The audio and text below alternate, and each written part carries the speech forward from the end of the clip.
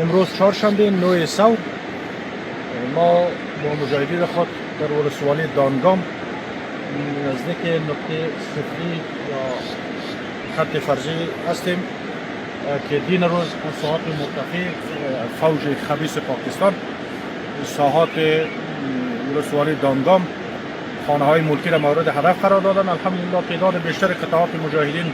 در ساحه جابجا شده، همگی منتظر کمانده و هدایت هستند تا بالای پوسته های فوج پاکستان حمله صورت بگیره و پاسخ کوبنده برشان داده شود. این برای تمام مجاهدین امارت اسلامی و مردم افغانستان فرض است، واجب است که از خاک اسلام، از حقوق اتباع مسلمان افغان خود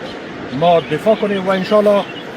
ما و سایر مجاهدین آماده دفاع از خاک وطن خود هستیم و این وجیبه ماست